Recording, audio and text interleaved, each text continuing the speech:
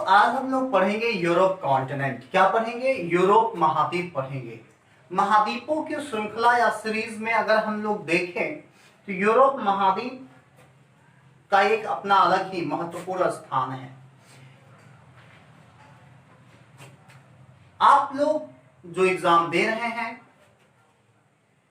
जो स्पेशल एग्जामों की state government और सेंट्रल गवर्नमेंट के जो एग्जाम हो रहे हैं, इन एग्जामों में ऑब्जेक्टिव प्रश्न इस महाद्वीप से काफी बनता है। तो आज हम लोग ऑब्जेक्टिव इन प्रश्नों पर ही काफी यूनिक तरीकों से, अच्छी तरीकों से, मैप से चीजों को देखते समझते हुए हम लोग चर्चा करेंगे। ठीक है, आइए हम लोग बात करते हैं यूरोप महाद्वीप। तो सबसे पहली बात मैं आपको यह बता दूं कि अगर हम लोग क्षेत्रफल के आधार पर देखें, एरिया वाइज देखें, तो यह महाद्वीप एशिया, अफ्रीका, उत्तरी अमेरिका, दक्षिणी अमेरिका, अंटार्कटिका, उसके बाद छठे स्थान पर आता है। यह यूरोप महाद्वीप क्षेत्रफल के आधार पर यह छठे स्थान पर आता है महाद्वीपों में, जबकि यह जनसंख्या के आधार पर देखा जाए, पॉपुलेशन के अकॉर्डिंग देखा जाए तो यूरोप महाद्वीप एशिया, अफ्रीका के बाद तीसरी स्थान पर आता है, थर्ड रैंकिंग पर आता है। तो यूरोप महाद्वीप क्षेत्रफल के आधार पर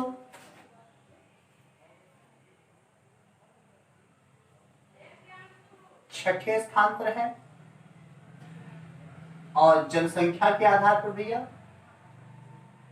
तृतीय या थर्ड, 6 और थर्ड। क्षेत्रफल के आधार पर यह छठे स्थान पर है, लेकिन जनसंख्या के आधार पर यह तीसरे स्थान पर है।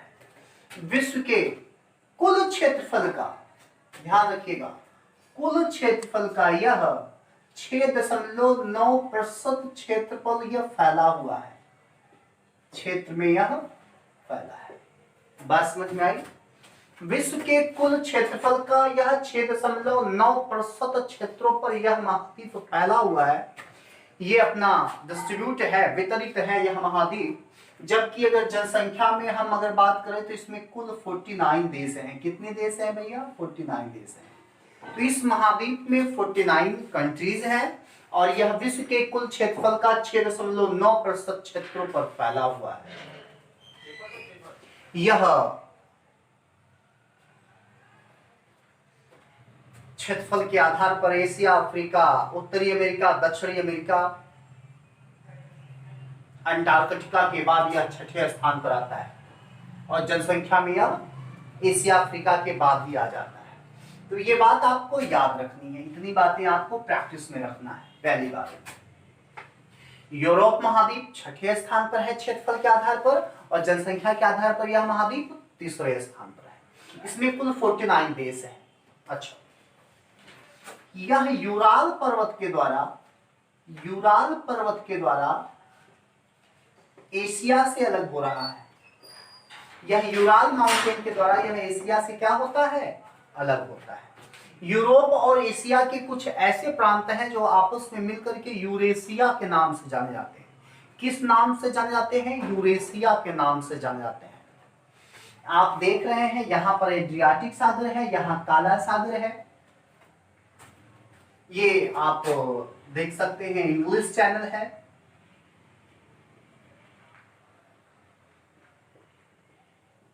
इंग्लिश जलसंधि, Portugal, Spain, France, Germany, Poland, Belarus, Ukraine, Hungary, Austria, Bulgaria, Norway, Finland, Sweden. तो ये सब जो तमाम देश आप सुनते हैं या यहां से ऑब्जेक्टिव एग्जाम में बनता है, वो देश यही है। यहाँ की रिवर्स, यहाँ के माउंटेन, यहाँ के सीमा का डिवाइडेशन, वितरण, इनसे प्रश्न काफी बनता है। आइए हम लोग आगे बात करते हैं। तो हम चर्चा करना चाहेंगे आगे की चीजों को लेकर।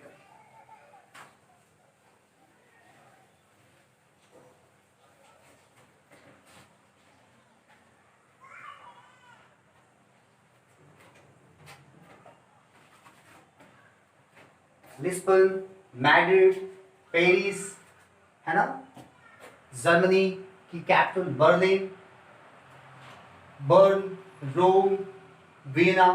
तो ये सब चीजों को हमें याद रखना है। ओस्लो, कैपिटल तो आप बिल्कुल सभी देशों के, आप अधिक से अधिक देशों के लर्न रखिए। स्टॉकहोम, ओस्लो, हेलसिंकी, ओके, चीजों को याद रखिए। अच्छा, तो सबसे पहले अपनी बात हम शुरुआत करेंगे यूनाइटेड किंगडम से। कहां से शुरुआत करेंगे? यूके, यूनाइटेड किंगडम से बात शुरुआत करेंगे। यहीं पर बेटा टेम्स नदी है। कौन सी नदी है? टेम्स। तो लंदन किस नदी के किनारे बसा हुआ है? टेम्स नदी के किनारे बसा हुआ है। इंग्लिश चैनल यूके को यूरोप के मुख्य भूमि से अलग करती है। इंग्लिश चैनल जो ये है आप देख रहे हैं, ये लंदन को, यूके को, यूनाइटेड किंगडम को यूरोप के ये जो लैंड है इसी से डिवाइड करती है। आप ऐसे भी कह सकते हैं कि यूरोप की मुख्य जो भूमि है उससे डिवाइड कर रही है यूके को। कौन? इंग्लिश चैनल, ठीक है। डेनमार्क इस महाद्वीप में सर्वाधिक दूध का उत्पादन करता है। डेनमार्क सर्वाधिक दूध का उत्पादन करता है, ठीक है। एक बात और, आपने जो देखा या सुना कि सबसे बड़ा जो द्वीप है वो ग्रीनलैंड है। नॉर्थ अमेरिका पढ़ाते समय मैंने ग्रीनलैंड को दर्शाया था। तो भले ही वो उत्तरी अमेरिका में ग्रीनलैंड दिखता है, लेकिन उस पर राजनैतिक अधिकार यूरोप के इसी देश का है, डेनमार्क का। तो ग्रीनलैंड पर राजनैतिक अधिकार किसका है? डेनमार्क का है। डेनमार्क किस देश का हिस्सा है? यूरोप का हिस्सा है। डेनमार्क दूध का सर्वाधिक उत्पादन करता है इस कॉन्टिनेंट में, याद रखिए, ठीक है। अब हम आगे चलेंगे। देखिएगा,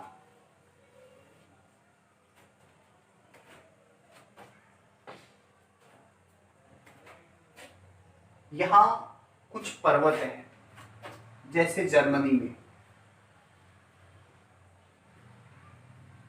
black forest, this is a mountain. Germany में ब्लैक फॉरेस्ट है। फ्रांस में वासनीज है, वासनीज पर्वत है। ब्लैक फॉरेस्ट और वासनीज, इन दो पर्वतों के बीच में बहती है एक नदी, एक रिवर है, उसका नाम है राइन। कौन सी नदी बहती है भैया? राइन। यह विश्व में सबसे बड़ी व्यापार की नदी मानी जाती है। The biggest merchant river in the world, the biggest merchant river in the world.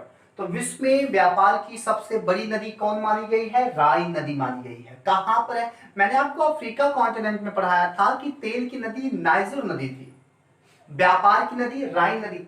आया हुआ प्रश्न है, अंडरलाइन कर सकते हैं आप। तो राइन नदी जो है वो बेटा व्यापार की नदी है। कहां है? जर्मनी और फ्रांस में इन पर्वतों के बीच से ही जो एक भ्रंश घाटी बन रही है, उस ब्लैक माउंटेन में, है ना, जो ब्लैक फॉरेस्ट और वासनीज जो माउंटेन है, इन्हीं के बीच में, इन घाटियों में ही, है ना, इन रिफ्ट में ही जो एक नदी बह रही है, राइन नदी, ये विश्व की सबसे बड़ी व्यापारिक नदी मानी जाती है। क्या मानी जाती है? विश्व की सबसे बड़ी व्यापार की नदी मानी जाती है। आगे देखिए,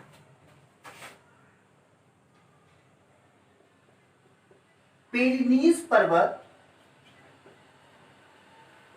फ्रांस को स्पेन से अलग करता है। पेरिनीज माउंटेन फ्रांस को स्पेन से अलग करता है, ठीक है।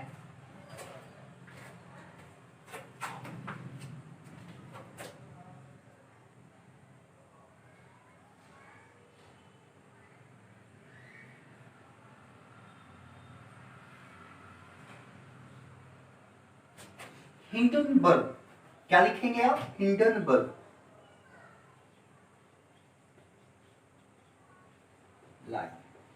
रेखा।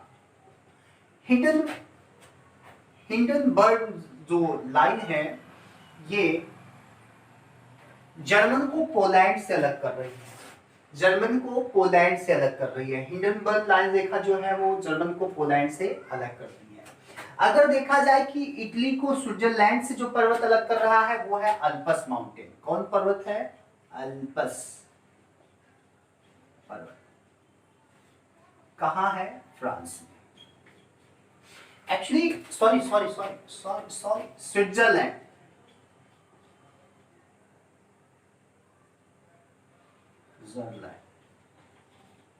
स्विट्जरलैंड। अल्पस पर्वत कहां है? स्विट्जरलैंड में है। यह अल्पस पर्वत स्विट्जरलैंड में चारों तरफ से ऐसे बना हुआ है, ऐसे चारों तरफ से पर्वत है और इसकी कैपिटल है बर्न। क्या है? बर्न। तो ये रोम को अलग कर रहा है। अल्पस पर्वत रोम को अलग भी कर रहा है। स्विट्जरलैंड के चारों तरफ फैला हुआ है। स्विट्जरलैंड, अल्पस पर्वत स्विट्जरलैंड के चारों तरफ फैला हुआ है। तो स्विट्जरलैंड को यूरोप का खेल का मैदान भी कहते हैं। यूरोप के खेल का मैदान, प्लेग्राउंड कहते हैं। स्विट्जरलैंड को यूरोप के खेल का मैदान भी कहा जाता है, ध्यान रखना है। स्विट्जरलैंड को यूरोप के खेल का मैदान भी कहा जाता है। स्विट्जरलैंड में अल्पस पर्वत है। यह अल्पस पर्वत इस स्विट्जरलैंड को इटली से डिवाइड करता है, अलग करता है। आगे देखिए, अल्पस पर्वत जो है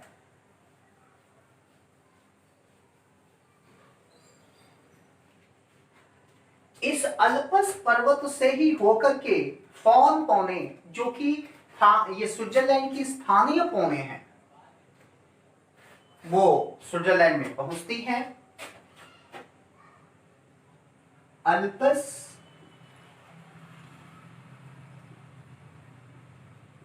माउंटेन से होकर के फॉन पौने कहां पहुंचती हैं? स्विट्जरलैंड में पहुंचती हैं। ठीक है।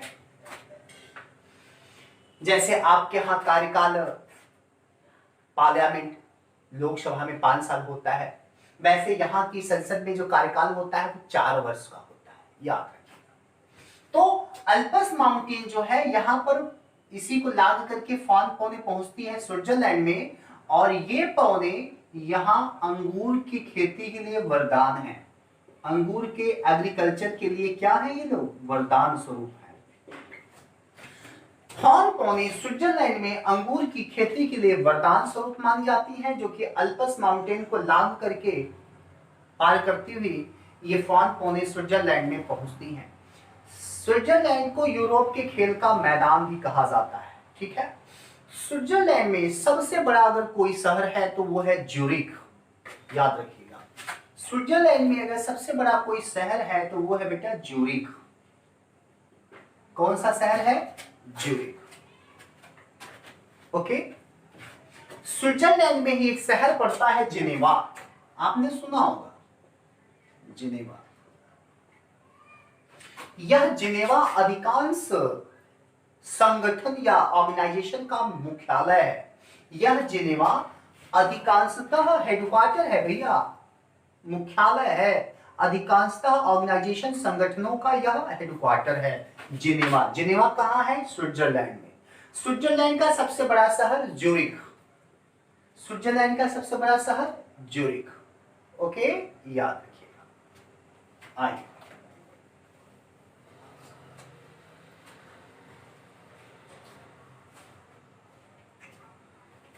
भारत में जो पुर्तगाली आए, जो फ्रांसीसी आए, वो सब यही यूरोप से ही आए थे।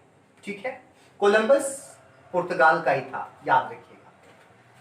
इस महाद्वीप का उत्तरी बिंदु नॉर्वे को माना गया है, दक्षिणी बिंदु फ्रांस को माना गया है। Okay. Northern points of the Europe continent Norway, south point जो हो जाएगा अंतिम दक्षिणतम बिंदु साउथ पॉइंट स्पेन। आइए आगे बात करते हैं। इस महाद्वीप की सबसे बड़ी नदी है बेटा वोल्गा। कौन सी नदी है? वोल्गा, जो आगे जाकर के एड्रियाटिक सागर में मिलती है। वोल्गा नदी जो आगे चल करके यहां जाकर के एड्रियाटिक सागर में मिलती है। इटली की राजधानी रोम है बेटा, इटली की राजधानी रोम। रोम को शाश्वत नगर भी कहा जाता है।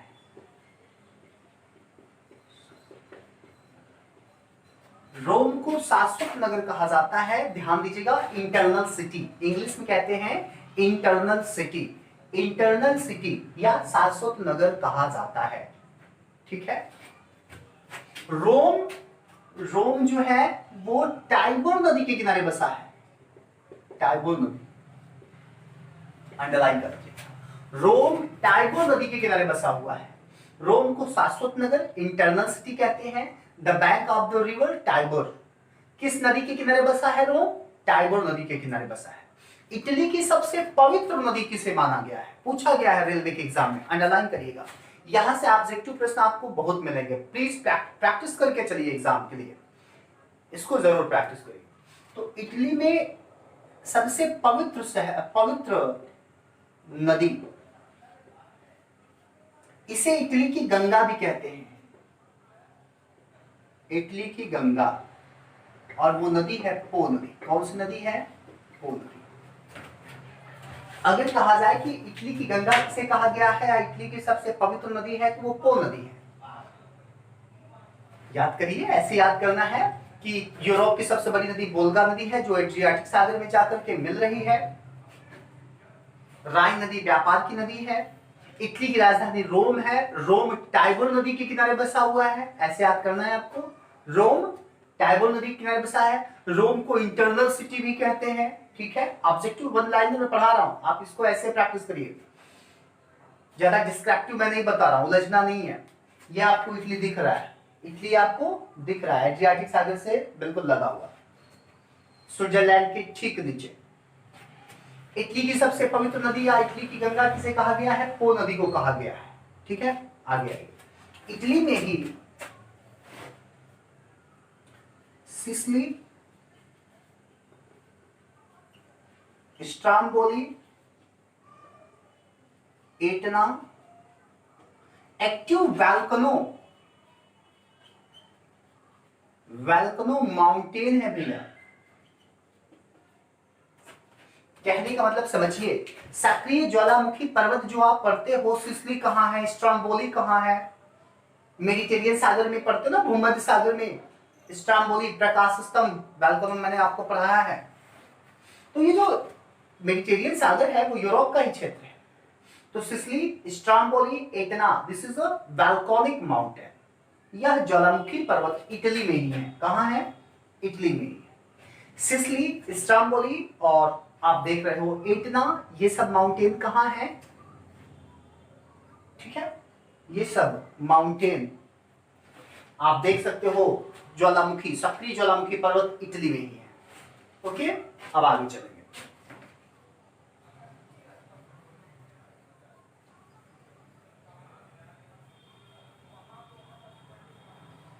इटली में,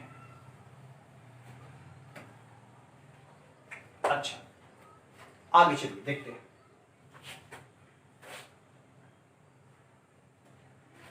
ओलंपियाड की शुरुआत, ओलंपिक की शुरुआत एथेंस, यूनान की कैपिटल है, यूनान से हुई है। ओलंपिक की शुरुआत यूनान से हुई है। Austria, capital Vienna. एक महाद्वीप है ऑस्ट्रेलिया, देश कैपिटल कैनबरा। लेकिन ये यूरोप का एक देश है ऑस्ट्रिया और उसकी राजधानी बेटा है वियना। वियना अंतरराष्ट्रीय परमाणु ऊर्जा आयोग का मुख्यालय भी है, अंडरलाइन कर लीजिएगा। इंटरनेशनल न्यूक्लियर जो हेडक्वार्टर है वो वियना में है। कहां है? वियना में है। हंगरी आपको दिख रहा है, हंगरी।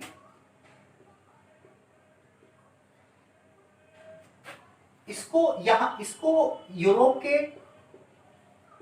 गेहूं का स्टोर रूम कहा जाता है। हालांकि गेहूं का सर्वाधिक उत्पादन यूक्रेन कर रहा है, सर्वाधिक गेहूं का सर्वाधिक उत्पादन यूक्रेन करता है, इसीलिए इसको बास्केट ऑफ द ब्रेड भी कहते हैं। यूक्रेन के रोटी की डलिया भी इसे कहा जाता है। यूक्रेन को यूरोप के रोटी की डलिया भी कहा जाता है। यूक्रेन को यूरोप के रोटी की डलिया भी कहा जाता है। लेकिन यही जो हंगरी है बेटा, हंगरी कैपिटल पता होगा बुडापेस्ट। तो हंगरी को यूरोप में गेहूं का स्टोर रूम कहा गया है। इसको स्टॉक रूम कहा गया है, स्टोर रूम कहा गया है। हंगरी में पाए जाने वाले घास के मैदान को पुस्टाज कहा गया। अंडरलाइन कर लीजिएगा। हंगरी में जो घास के मैदान पाए जाते हैं, यूरोप के हंगरी में घास के मैदान पुस्टाज कहलाए। क्या कहलाए? पुस्टाज। पुस्टाज। हंगरी के घास के मैदान पुस्टाज कहलाए। लेकिन यूक्रेन में घास के मैदान बेटा स्टेपी कहलाए। क्या कहलाए? स्टेपी कहलाए। यूक्रेन में घास के मैदान क्या कहलाए? स्टेपी कहलाए। यूक्रेन में घास के मैदान क्या कहलाए? स्टेपी कहलाए। लेकिन यही हंगरी में घास के मैदान पुस्टाज कहलाए।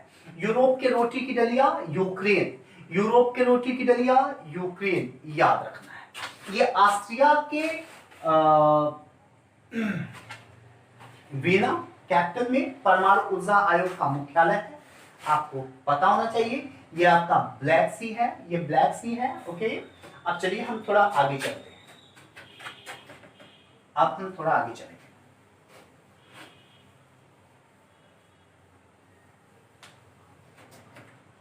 अच्छा,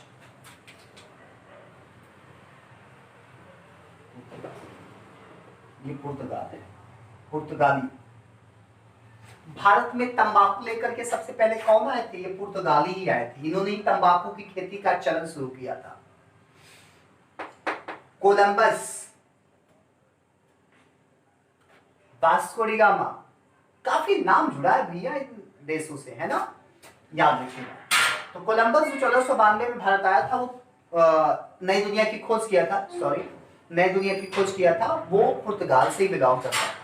वास्को डी गामा पुर्तगाल का निवासी, वास्को डी गामा 1498 में जो भारत आया, भारत पहुंचा, वो भी पुर्तगाल से ही था।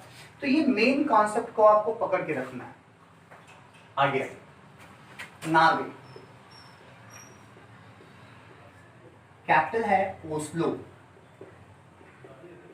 ओस्लो। मिडनाइट सन कंट्री, मध्य रात्रि के सूर्य का देश नॉर्वे को कहा गया है। क्या कहा गया है? मध्य रात्रि के सूर्य का देश। अंडरलाइन कर लीजिएगा, मध्य रात्रि के सूर्य का देश। मध्य रात्रि के सूर्य का देश किसे कहा गया? नॉर्वे को कहा गया है। Capital of the Norway Oslo. ठीक है, वहीं जस्ट नीचे आप देख रहे हैं स्वीडन है। क्या है? स्वीडन। कैपिटल है स्टॉकहोम। तो आपको मैं बता दूं कि जितने भी प्रकार के नोबेल प्राइज दिए जाते हैं वो स्वीडन की राजधानी स्टॉकहोम में ही दिए जाते हैं। इस बात को रियलाइज करिए। एसएससी में कई बार पूछा गया है कि शांति का नोबेल पुरस्कार कहां दिया जाता है, और हम आप टिक मार के आते हैं स्वीडन। गलत जवाब है। नोबेल प्राइज जो पीसफुल का दिया जाता है, शांति का जो नोबेल दिया जाता है, वो स्टॉकहोम में नहीं दिया जाता है, वो नॉर्वे की राजधानी ओस्लो में दिया जाता है। फिर से बात को सुनिए। समस्त नोबेल प्राइज स्वीडन की राजधानी स्टॉकहोम में दिया जाएगा, लेकिन शांति का नोबेल प्राइज जो होता है वो नॉर्वे की कैपिटल ओस्लो में ही दिया जाता है। तो शांति का नोबेल प्राइज कहां दिया जाएगा? पीस नोबेल प्राइज ओस्लो में दिया जाएगा, लेकिन समस्त नोबेल प्राइज स्वीडन की राजधानी स्टॉकहोम में दिया जाता है। तो ये अंतर आपको याद रखना है। जब पूछा जाए कि नोबेल प्राइज कहां दिया जाता है, तो स्टॉकहोम में दिया जाता है। शांति का नोबेल प्राइज कहां दिया जाता है, तो तुरंत टिक मारना है Oslo, the capital of the Norway. Okay, चलिए अब हम बात करेंगे फिनलैंड की। किसकी बात करेंगे? फिनलैंड की। इस महाद्वीप में फिनलैंड भी अपना एक इंपॉर्टेंस बात रखता है। Finland, the capital of the Finland Helsinki. The capital of the Finland Helsinki. Helsinki, ये फिनलैंड को बेटा 1000 लैक कंट्री कहा जाता है, 1000 झीलों का देश। फिनलैंड को 1000 झीलों का देश भी कहा जाता है। फिनलैंड को 1000 झीलों का देश कहा जाता है। 1000 झीलों का देश फिनलैंड को कहा जाता है, याद रखना है। ये यूरोप महाद्वीप में सर्वाधिक वन क्षेत्रों वाला भी देश के रूप में भी देखा जाता है। ये वन और झीलों के लिए ही पॉपुलर है, ये वन और झीलों के लिए ही प्रसिद्ध है। वनों का देश, वनों का देश, वनों का देश या फिर झीलों का देश, 1000 झीलों का देश या फिर वनों का देश। एक बात और, ये यूरोप महाद्वीप में सबसे बड़ा कागज उद्योग के लिए भी पॉपुलर है। यूरोप में सबसे अधिक कागज उद्योग जो है, लुगदी उद्योग आप कह सकते हैं, गत्ता उद्योग कह सकते हैं, वो फिनलैंड है। इस महाद्वीप में सबसे अधिक लुगदी उद्योग या गत्ता उद्योग के रूप में आप देख सकते हैं किसको, फिनलैंड को देख सकते हैं। ठीक है, तो चलो बेटा आज के लिए बस इतना है भैया। आप इसकी सही से प्रैक्टिस करिए। ऑब्जेक्टिव मैंने काफी कुछ बताया है और जल्दी ही ऐसा ही कुछ यूनिक चैप्टर लेकर के हम आपके बीच में आते हैं। तब तक सभी के लिए गुड डे, सबा खैर, शुभ रात्रि।